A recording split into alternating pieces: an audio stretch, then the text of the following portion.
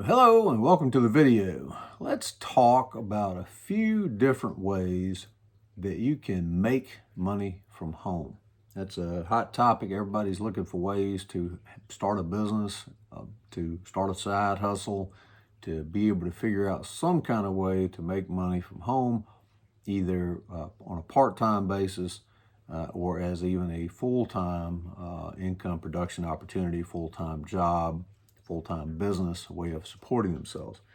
We're going to talk about 8 potential business ideas that are proven and that do work and are making money for tens of thousands of other people that are using them to make money from home as we speak.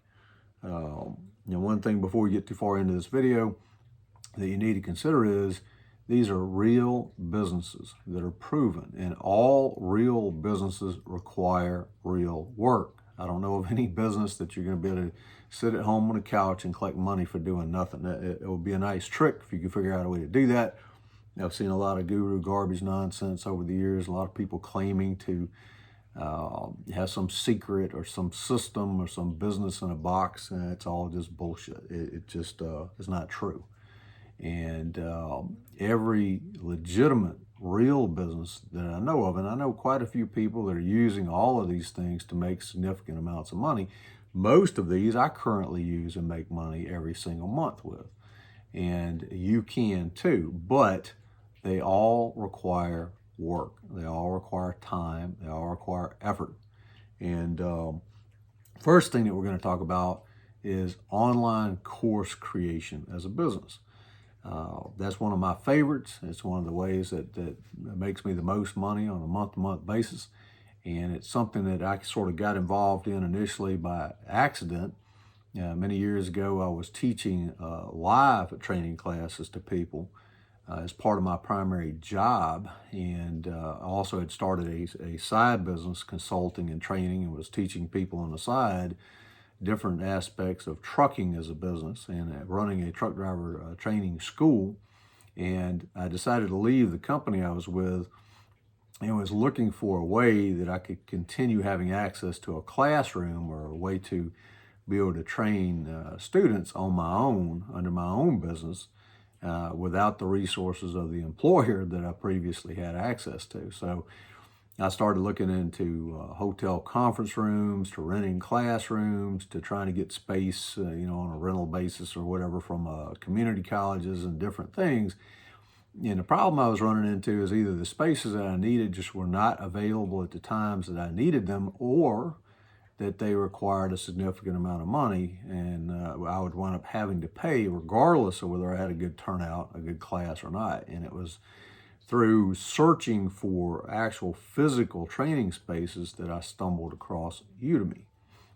And Udemy is an online course platform. So I started reading about that, looking into it, looking into other classes that people were teaching that were in similar niches that I was interested in, and put together my first online class and or online course, and then launched it, got a few students, and then put together another course, and then eventually uploaded. I have 20 courses on Udemy, working on another course right now, and courses on a few other platforms as well. And they've been making money from, I wouldn't say day one, but I would say week one, and ever since then, since I put the first course up years ago.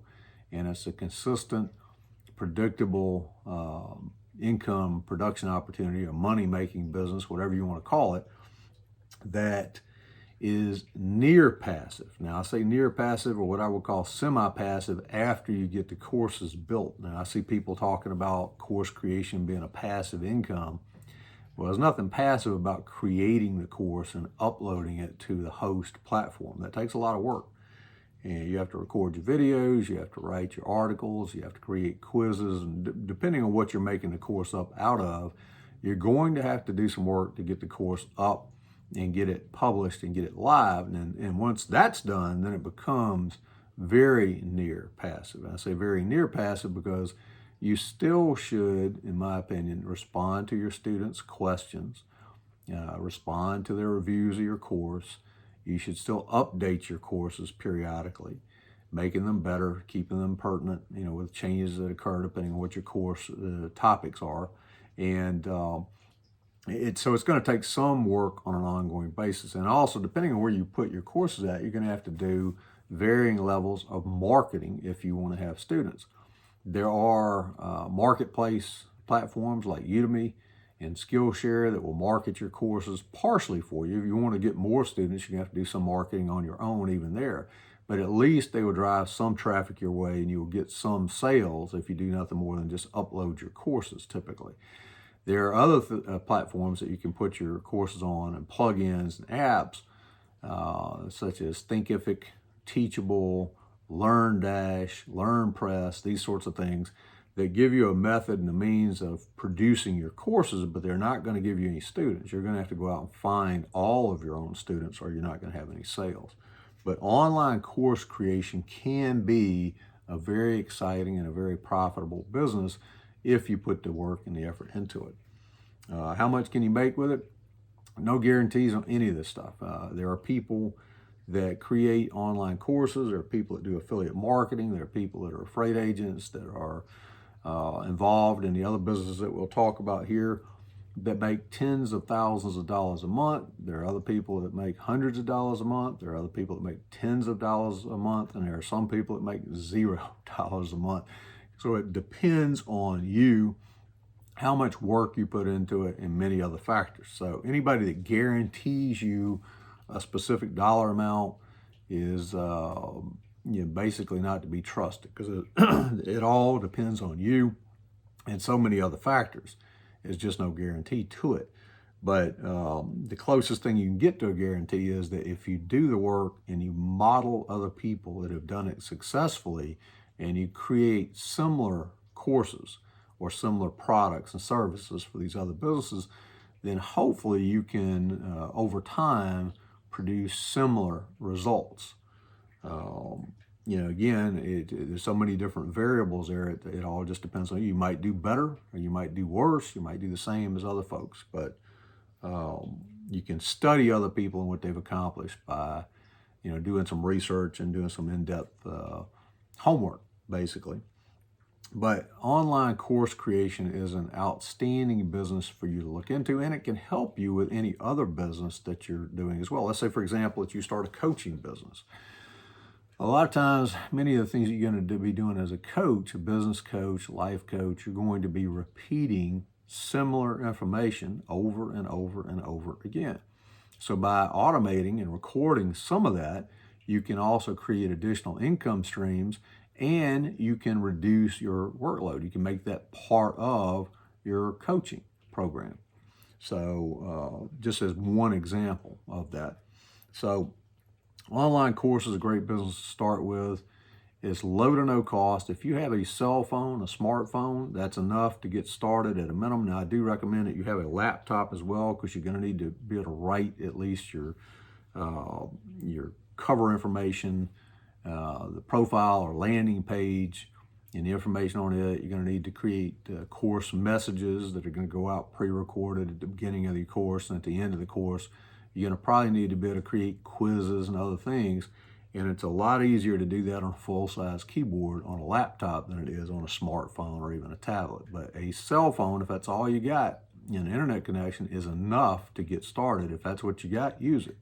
And then as you begin to make money, don't take the money and go spend it and just blow it on stuff. Invest it back in your business. If you need a laptop, get it. If you need a more up-to-date smartphone, get that. If you want some lights or you want some other things that you need for your business, invest the money back into your business. If you need additional training or coaching yourself, put your money into that. Don't go out and just, piss it away on things that aren't going to move the needle and help you do better in your business. Next business we'll talk about is affiliate marketing. Affiliate marketing is another great business to start with, and one that I think is a fine choice for most people, because as you learn affiliate marketing, you're going to learn principles and fundamentals of marketing itself. And if you're going to sell anything, you're going to have to be able to, produce people to buy it. You're going to have to be able to get it in front of people, let them know that you have products and services available, let them know how and where they can find them, let them know some features and different benefits of what it is that you're marketing and selling. And so marketing is pertinent to any business of any type, including brick and mortar businesses. If you own a car repair shop, or if you're a chiropractor, a medical doctor, a veterinarian, a dog groomer, a restaurant owner, it doesn't make any difference. If you're selling online courses, if you're selling print-on-demand products, if you're selling coaching programs, whatever, every single product and service that can be sold needs marketing to produce sales for it. So studying affiliate marketing is a good way to get the fundamentals of that, to get it affordably, and to be able to possibly generate some income as well. Affiliate marketing, in case you don't know, is simply representing other businesses and people's products in exchange for a fee when you produce a desired result. Now, that desired result might be signing up for a free account or completing a profile, but usually the desired result that everybody wants is a sale. So let's say you write a blog post about a hiking backpack, and you describe the backpack and you talk about its features, and maybe you even have purchased one, maybe just researched it, but maybe you've owned one, and you put some pictures of yourself using it, talk about what you like, what you don't like, and you put a link to where they can buy that backpack. You get that link by signing up to be an affiliate of that the company that is selling the backpacks, or it might be the manufacturer, it might be a retailer. But you sign up as an affiliate, you get your link, you write your blog post, or you create your YouTube video, or you create your Instagram post, and you put your content out there, and within your content, you put that affiliate link, somebody clicks on it, goes there, buys that thing, then you get a small fee for producing that sale. That might be a few cents, it might be a few dollars, it might be tens of dollars, depending on what the product is. Some products are even hundreds of dollars or even above for more expensive things. That's why you see a lot of people like to sell camera equipment and computers and things of that nature, because they're relatively high dollar, and the commissions on those are pretty good. Other commissions are recurring. So instead of a one-time sale, you're going to get paid again and again. So somebody uses your affiliate link, let's say to something like Wealthy Affiliate, which is an affiliate training community and training platform and school and all sorts of other things, which I happen to be a member of. But if you click on a link and join that, for example, as long as you stay a member and you're paying on a monthly or a yearly basis, then the person that brought you there, whose link that you clicked on to wind up there, is going to get paid a commission on an ongoing basis for as long as you're there. Now, some recurring commissions are into infinity for as long as you're there.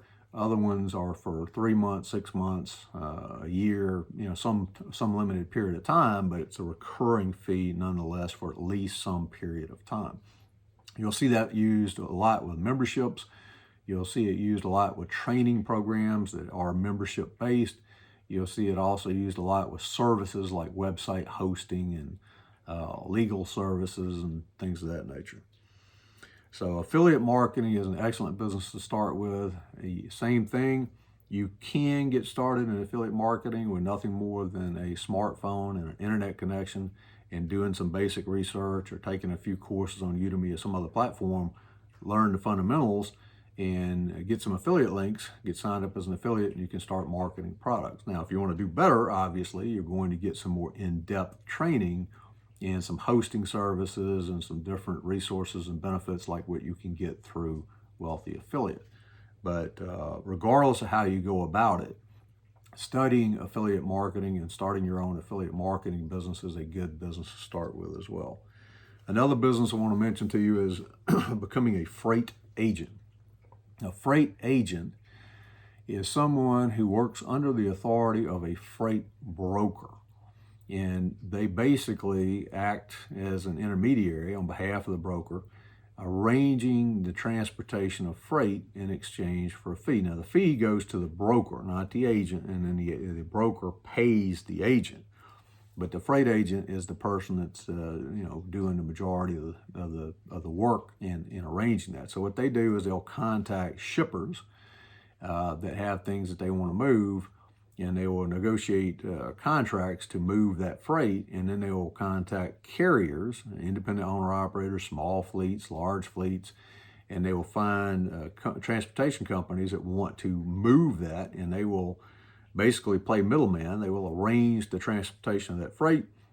Once it gets moved, on behalf of their broker, once it gets moved, then their broker gets paid, and their broker splits that fee with them. Now, you say, why not just become a freight broker? Well, you can do that too. That's another business model.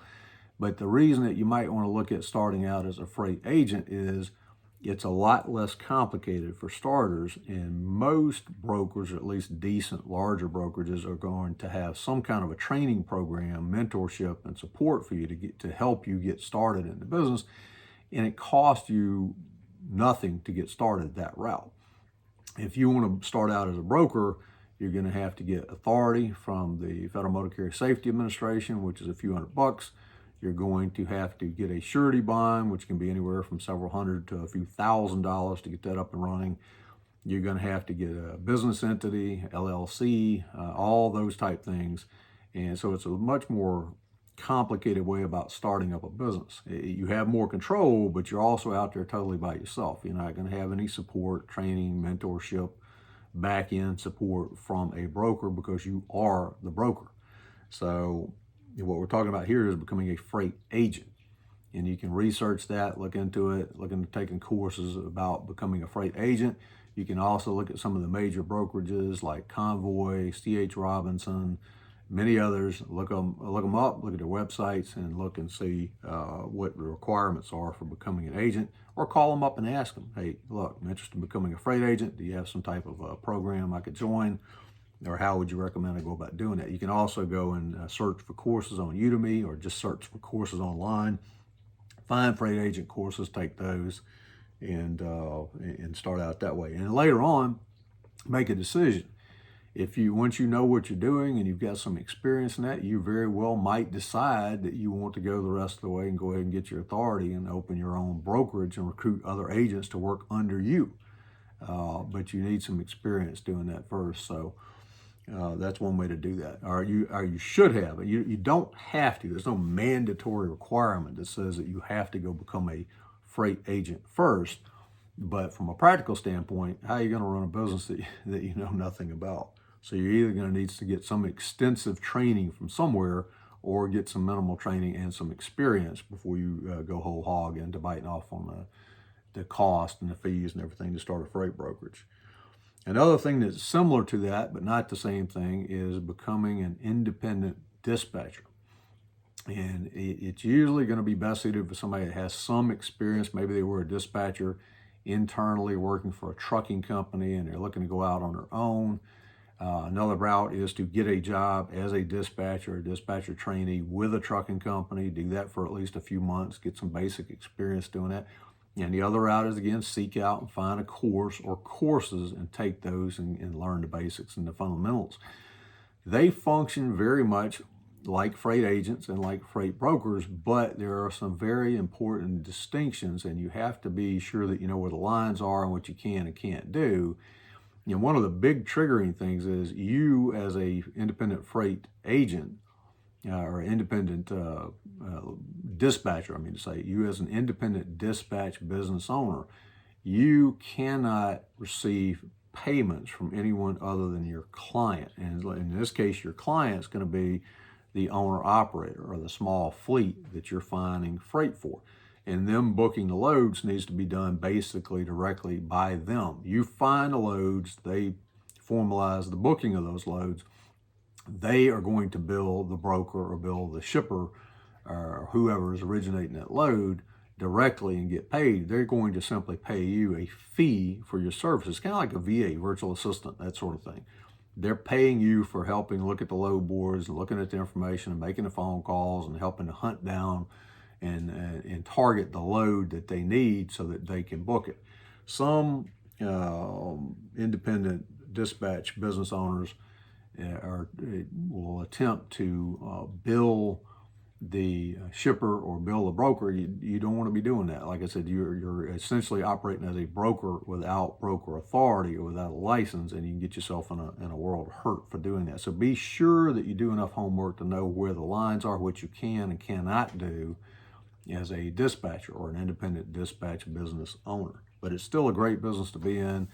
Does require some learning. You're going to have to get that one way or the other. You're either going to have to get it on the job, working for a trucking company for a while, or you're going to have to get it by taking courses and doing research, but you need to learn the fundamentals of it. It's not rocket science. It's not going to take 4 years to do, but it probably will take you a few months of research and study and possibly getting some experience at it. But it can be a lucrative business for you, and you can provide a valuable service that helps independent owner-operators and small fleets. Another business to look closely at is becoming a coach. A lot of people will use the term life coach. Well, life coach is a very broad thing, and I would suggest that you drill down a little bit deeper and figure out specifically what kind of coach you want to be, what your background is, what knowledge level you have. You might want to teach people how to lose weight, how to get fit, how to do training in a gym or at home or something that you're going to facilitate remotely. You might want to teach people how to start a business. You might want to teach people how to manage and relieve stress or any number of other things. But you need to have some area of specialty, and there are training programs and courses and of course coaches out there for that as well. If you're going to be a coach, why wouldn't you hire a coach to help you figure some of these things out? So it's kind of strange that people expect other people to pay them for services that they wouldn't pay for themselves. So if you want to be a coach, hire a coach. You look at it from a twofold perspective. One is to get some help with the things that you're doing, and the other one is to see how that coach talks to you, how they structure their appointments, how they structure their program, what they charge you, the length of the calls, whether it's video, Zoom, or just audio, or mostly text back and forth. That how are they communicating with their clients, and what are they saying and doing?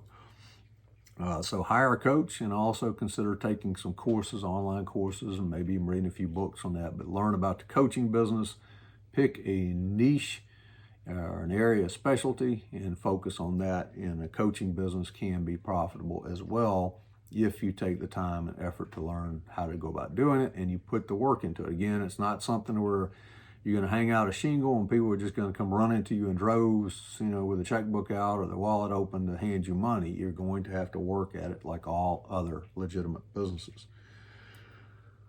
Let's talk about real estate.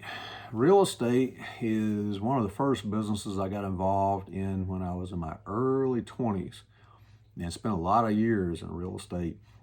Started out as an investor, then became a sales agent, and then later became a associate broker and a property manager, and continued to do investing and sales and property management, all kinds of stuff for many, many years before I went into trucking full time. And real estate is a fascinating business, and one of the things I recommend that you do, even if you want to be an investor, which is highly recommended that you look into that, but is to become a real estate sales agent. There is mandatory training for this one. A lot of these other things, the training is from a necessity standpoint that you need to learn the basics, like we talked about being a freight agent or being a dispatch business owner, those things, or being an affiliate marketer. You need training for those things so you know what you're doing. But from a real estate agent standpoint, you need training for knowing what you're doing, but also because it's mandatory. It is required training that you have to complete in order to get your license.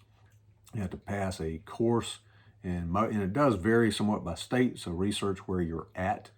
But currently in Virginia, you have a mandatory principles real estate course that you have to take. You have to complete that course, which is a minimum number of hours. Then you have to pass the course itself.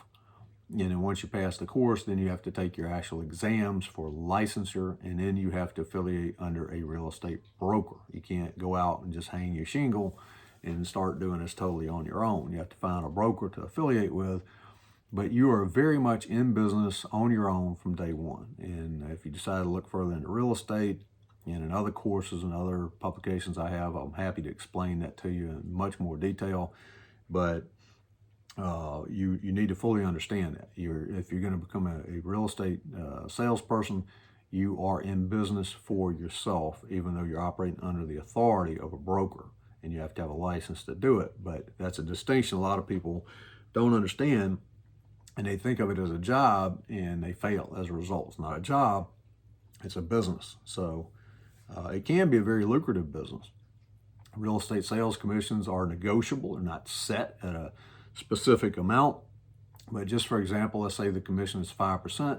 That means for every $100,000 of the sale price, typical homes being $300,000-$400,000 plus right now, that's $5,000 per $100,000 on the sale. Now, if we get all excited and say, well, okay, a $400,000 house, simple math, 5%, that's $5,000 for each 100 times 4, it's $20,000 commission.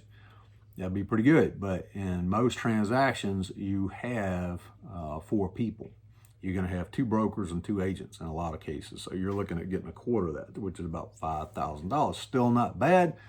And if you manage to do the listing and the sale, you're looking at 10 grand or better. And of course, it also depends on what split you have with your broker. Some brokers will start you out at a 50-50 split. Some of them will give you as much as 80%. A few of them will give you what they call 100%, but when it's 100%, they're still taking their money some way or another. They're charging you some kind of fees or something. So it's not really ever going to be 100% until you hit what some companies call cap. In other words, once you've made that brokerage a certain amount of money for the year, then they may let you keep 100% of the rest of it, or they may charge you a small admin fee per transaction. But short of that, they're going to get their money one way or the other. Otherwise, they wouldn't be able to stay in business. All businesses have to make a profit. That is the first prime directive of any and all businesses. The first objective is to make a profit. That includes real estate brokerage. So keep that in mind, but you can get started relatively easily. It'll cost you a few $100. It'll cost you probably a few weeks of study and effort to get your license active, and then it's going to take you a few more weeks to sort of begin to learn what you're doing. But within a few months, you could be generating thousands of dollars per month in sales if you're serious about it and you put the effort into it. And once you understand the fundamentals of doing the sales, and you have customers and clients, and you're making money consistently, and you're gaining a better and better understanding of the business of real estate, then it's time to start looking into the fundamentals of becoming a real estate investor. But start out by becoming a profitable real estate sales agent. Trucking is another business that's near and dear to my heart, and something that you can get involved in. It's a completely different business. It's not the right thing for everybody. But if you don't have a situation where you have to be home every single day, you can be gone for a couple, 3 days at a time or longer. You don't mind putting in long hours, you can go to truck driving school, get your CDL in 4 weeks if you have a decent driving record, decent employment background. You can get a job as an entry-level truck driver. You'll probably complete another 2 to 4 weeks of sort of on-the-job training. But within a couple of months, you could be in a job that's going to pay you anywhere from $1,000 to $2,000 per week as a company driver. And if you're smart and know what you're doing and work hard, you'll be closer to that upper spectrum or even above that, where you'll be making somewhere between $1,500 to $2,000 per week and upwards of that. Owner-operators can potentially make more than that, but that's a whole nother ball game and a much more in-depth thing that you're going to need to understand. And I would recommend anybody new to trucking start out as a company driver 99.9% of the time. The only exception to that would be if you have extensive experience as a business owner, entrepreneur, you understand all the business fundamentals and basics and marketing and management and time management, productivity, and all these things, and you have a pretty thick bank account already where you can buy your equipment, tractor and trailer, and not have to start out with a whole bunch of debt, and also are willing to work hard to do it, then some people, a very small percentage, might be able to start out right out the gate as owner-operators, as independent owner-operators. But 99.9% of the time, I'm going to recommend for most people, they start out as company drivers and do at least 9 months or so as a company driver maybe longer, but at least 9 months, learn the operator part before proceeding on to the owner part, if that's the route that you want to take. And lastly, for this video, we'll talk briefly about print-on-demand business. If you are good at designing things, or if you are have some ideas for designs, you want to hire somebody to create a design for you, and then you upload that to a production partner, you can create print-on-demand products. And that is the same thing. You're going to need to understand fundamentals of marketing, be able to get these products out there where people can find them.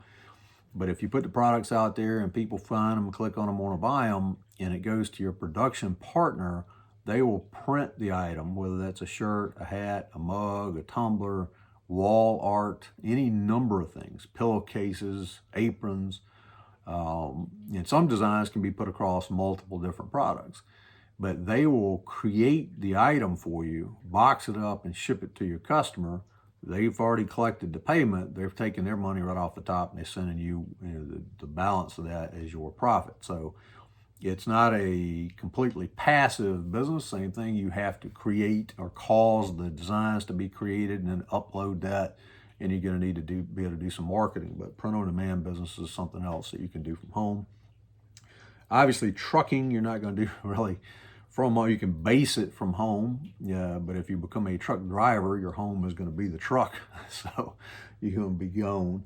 Real estate, you can operate as a home-based business, but you're going to have to leave the house, go out and do listings and sales.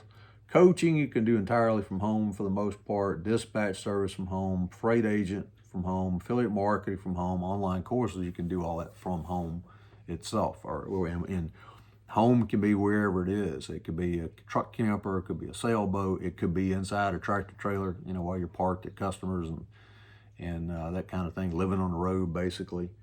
So a lot of these things are also compatible with each other. For example, a truck driver could very easily do online courses, affiliate marketing, coaching, some of that stuff from the cab of the truck while they're at shippers and receivers and out on the road at truck stops and things of that nature.